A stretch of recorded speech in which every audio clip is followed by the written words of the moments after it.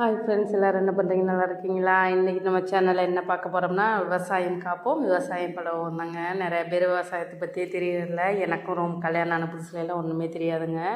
இங்கே வந்துட்டு தான் ஹஸ்பண்டோட வீட்டில் வந்துட்டு தான் விவசாயம்லாம் என்ன, அது எப்படி பழகலாம்லாம் தெரியுங்க. நானாக பெருசாக நட்டதில்லை. இப்போ ஒரு 4-5 இயர்ஸாக தான் நட்டுக்கிட்டு இருக்கோம்.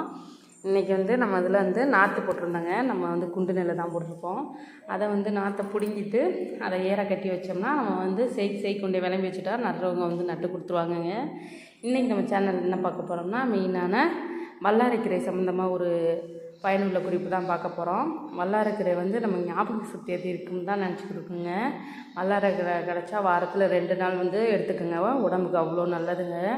வல்லாரைக்கீரையில் இரும்பு, கால்சியம், மெக்னீசியம், தாதுப்பொருள் எல்லாமே இருக்குங்க. அதனால் வல்லாரைக்கீரையோட சத்து அதிகமாக இருக்குது.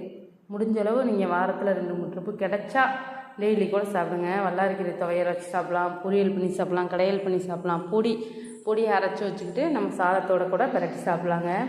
வல்லாரைக்கீரை எப்படின்னா, நம்ம வயிற்றில் உள்ள அல்சர் புண்ணு, வயிற்று புண்ணு, வாய் எல்லா புண்ணையுமே சீக்கிரம் ஆரம்பிச்சிடும். டெய்லி 10 தலையை சும்மா பச்சையாக மின்னிங்கன்னா கூட அதோட சாறு இறங்கி புண்ணெல்லாம் சீக்கிரம் ஆறிடுங்க.